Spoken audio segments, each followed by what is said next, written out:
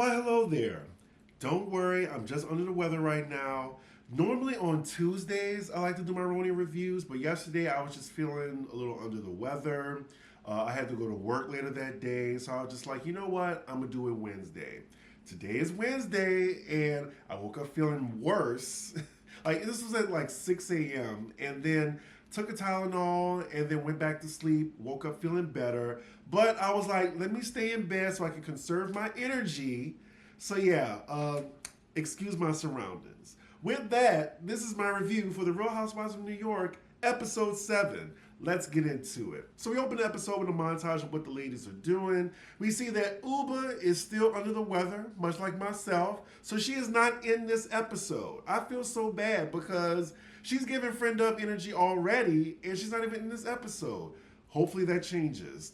So now we're with Jenna Lyons as she's doing her eyelash campaign. She's doing casting for it. She invites Sai to come along with her. I'm assuming because, you know, Sai's eye in fashion.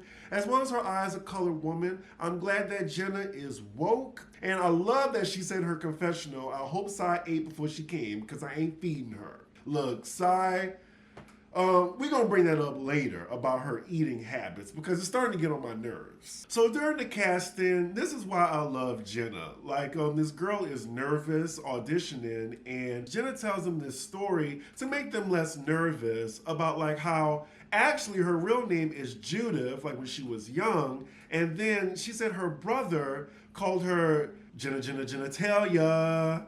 And I'm guessing the name Jenna stuck to her, and that is why she is Jenna Lyons now. That was a fun fact, and Sai is just blown away by this. She was like, I am calling you genitalia from now on. She's kidding, of course, hopefully, but Sai says in her confessional that she just thought it was admirable of her to share that story with a complete stranger. She also says again that she just appreciates Jenna opening up, because I guess Jenna's just this guarded person around these ladies, which is definitely warranted because they're messy and judgmental as hell. A little later on, we see Sai and Jenna talking, and Sai just asking how she's doing since her breakup. It looks like Jenna doesn't really want to talk about it. We cut to her confessional, and you know, she's saying it hurts, but she's fine being alone. And look, I relate to that. She distracts herself with her work, and I do the same thing as well as my relationships with my friends. Like, that is the love that I get. Like, that's all the love that I need. F these ninjas. But enough about me. They're then talking about Erin's anniversary party in the last episode, and Jenna hints to Sai that Erin may be a little angry at her for her Irish goodbye, and Sai was like, you know what? I don't care. I was hungry. I'm sorry, I'm kind of on Erin's side. Like, it was rude. Like, what does it take to just say goodbye? Speaking of which, next scene we're with Erin at her house talking to her husband. So they're talking about her anniversary party as well, and Erin's saying like how Sai left early, and then she's saying how she heard from her sister how they were talking during their vows. Now her sister in that situation, she was the rude one because everybody was talking during the vows. Like, it wasn't just them. Like, don't be holding them accountable. And then Erin's husband tells her how Brynn was hitting on him in a joking way, but he was still uncomfortable by it. You can see the steam coming out of Erin's ears. And for good reason. I still think, okay, it's not okay that Brynn was talking about divorce at someone's 10-year anniversary party. And you hitting on her husband? No, ma'am. First thing Erin asked her husband, did you laugh? He said, well, yeah. She was like, thanks. But I think he was laughing out of being uncomfortable because I laugh when I'm uncomfortable. But Erin ain't playing. She's like, our kids were there. How dare she? It looks like Erin's husband can sense how angry she is. And I think the only reason he told her was because he knows this was filmed and he would definitely be in the doghouse if he didn't tell her. But he was like, oh yeah, it was funny, but in retrospect, I think it was kind of inappropriate just to agree with her. But yeah, she is not having it, and it looks like she's gonna give Brynn the business whenever she sees her again. So next scene, we're with Jessel and her husband grabbing dinner. They're in Hudson Yards.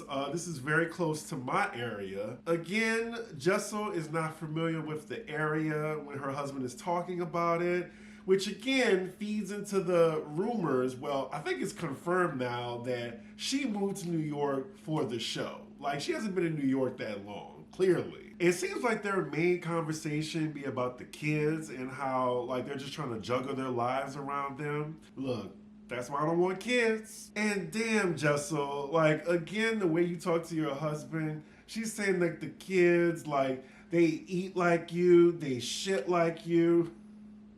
What?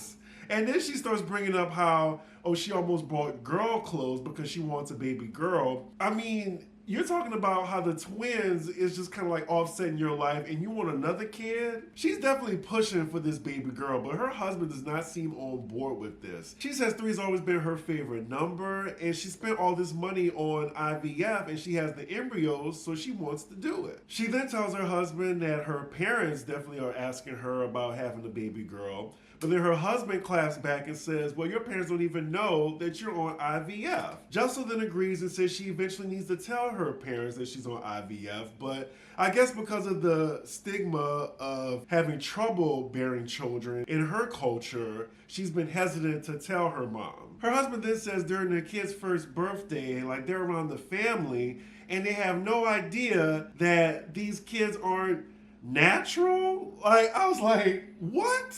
I'm glad she corrected him. She was like, well, they are natural. I think he meant that they weren't a natural birth. Maybe that's what he meant.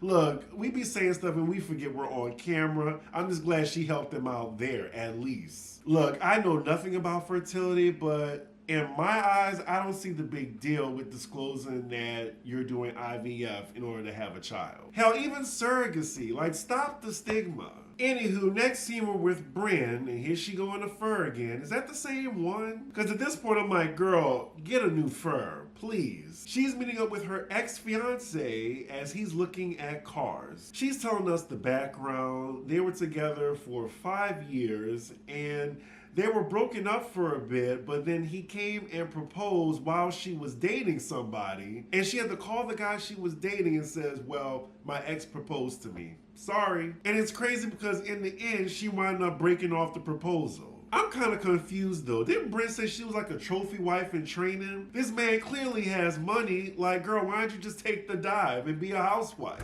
She's saying how great he is in the confessional. I'm just wondering like, well, something had to be wrong that she didn't want to marry him. Child, they are still flirting as they're car shopping. And he's talking about like he still has the engagement ring. Brynn tells us when she was engaged, she just got overwhelmed by the thought of actually being a wife. It scared her, so she couldn't accept the proposal. She said all she could think about is a little girl in the afro. I suggest therapy. Or maybe she just like being single. I mean, y'all notice how she like flirts with everybody? Maybe she doesn't want to be tied down. Maybe it's a Samantha complex. That's a Sex and the City reference if you didn't know it. She's not talking about one day she wants kids, but she's probably gonna have to freeze her eggs. But I'm just like, what are you waiting on? Like, you have the guy that wants to marry you, like, and create a family. What are you waiting for? What are you waiting for, huh? Can y'all tell I love a reference? So next scene we're with Jessel and she's going to lunch with her mom. Now, I love how this restaurant looks. They don't even show the name of it. Like, I want to go to this place. It looks cute. I'm assuming this is the scene where she's going to tell her mom that she did IVF to have her twins. So they're kikiing, and she finally gets to tell her mom that she was on IVF. She did more than 2 rounds, and like the process was pretty grueling. And she said she was just really insecure about letting her know. She didn't want her to be worried. And it looks like her mom still lives in London, and she didn't want to worry her. Now, I definitely can relate to Jessel when she's talking about her mom being worried, like whenever it's involving her health. I tell my mom that I have a flu. She will call me every hour on the hour. I don't want my mom to be stressed out in any capacity, so I understand. So her mom's response, it seems pretty positive. She was like, you really could have told me. I would have been there for you.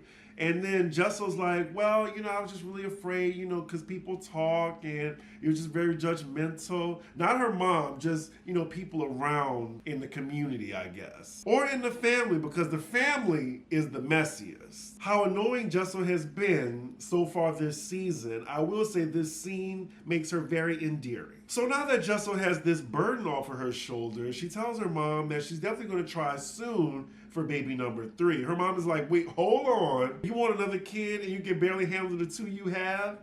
Exactly, Mom. I was like, the way she's been complaining about these kids and like how it's affecting her sex life, you want another kid? So next scene, we see all the ladies meeting up to do this wreath activity.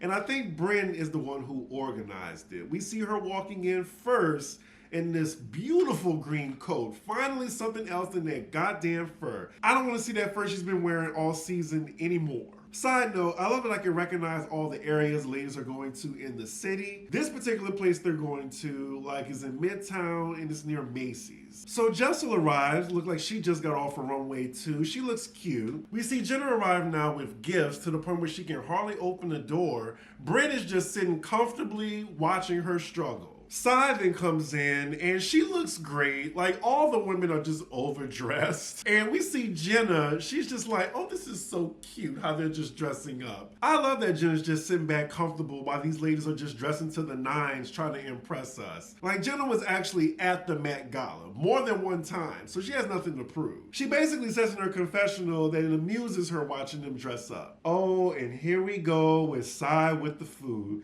She looks at what's offered and she doesn't like it. She's like, is there any oatmeal? I don't like this. Like, Sai, I'm trying to like you, girl, but I'm starting to like Jessel more low-key. She has a problem that the food is fried or not up to her expectations. Eat before you get there. At this point, the ladies are used to Sai's complaining. I mean, most of them complain their damn selves. So they're talking, and Sai's telling the story when she was with Jenna at the casting. And this was kind of annoying to me because maybe that was just the moment she shared with Sai, but Sai's just basically telling the story and saying, oh, well, her real name is Judith. Like, while Jenna is sitting right next to her, clearly uncomfortable. And she continues to talk about the Jenna genitalia thing too. Like, don't you think this is Jenna's story to tell, not yours? So then we see Erin arrive and, girl, what are you wearing? This silver bra or whatever over this white dress shirt, that's a fail. But anyway, she comes in and her energy is just off. Everybody can sense it that she's pissed. We go to Erin's confessional. She's like, I am pissed. And I came just so I can ruin her party because she ruined mine. Look, I'm always here for petty, especially on Housewives. So they start the wreathing activity, and I actually think this is a fun idea. I'm gonna try to do this with my friends this upcoming Christmas holiday. So they're all talking about what they're doing for the holidays, and Erin finds a way to bring up her problem with Sai. And I hate when people do that in arguments. Just bring it up, but not as a segue in conversation. She said, you would have found out what I was doing had you would have stayed and listened to the speech. Sai's like, well, there was a lot of people talking, frankly, and I couldn't hear. Erin gets on her about leaving early, and Sai says, I was hungry. Erin says that's not a good excuse. And Sai, like when y'all were in the Hamptons, you mentioned about Jenna leaving and not saying goodbye to anybody. So you're contradicting yourself. Sai knows that she's wrong and she's backed into a corner, but then she just says, I don't care. If I was Erin, I would have been like, well, fuck you then. They're going back and forth now. Sai saying she goes from 0 to 100 when she's hungry. That sounds like a personal problem. Like, I don't eat a lot of shit as a picky eater, but I don't blame the host just because they don't have shit that I don't like. Especially, like, there's food available. It's just like, if I don't like it, then that's on me. So you need to eat before you bring your ass to somebody's event. We come to Erin's confessional. She said, I am tired of Sai's hungry excuse. You need to get that checked out. It sounds like a personal problem. Maybe you got a worm or something. And their production, they show us all the times that Sai is complaining about food or seeing if somebody has food. Child, we get a whole clip show. There's 5 different instances of her talking about she's hungry or what somebody got to eat. Oh, Erin continues and says, my kids get angry when they're hungry. You're 40-something. Eat. I'm sorry, I like Erin so far this season. Ooh, and Erin ain't done yet. So now Brynn is in her sights and she comes for her and says, well, what you did was horrendous. She asked her, do you think it's normal to do that? To talk about divorce at an anniversary party? And I agree, but Brynn, she is standing 10 toes down and she didn't do nothing wrong. And she lied and said she didn't even bring up divorce. Production, roll the footage. And like clockwork, they show her mentioning divorce, proving Brynn and Jessel wrong. Like, why are they trying to gaslight Erin as if she shouldn't be angry? They are going back and forth now. Like, all Brynn had to say is, I'm sorry. That's all she had to say. Oh my God. And now we get to the Ugliest Confessional saying, oh, it's Brynn. She's always flirting with everybody.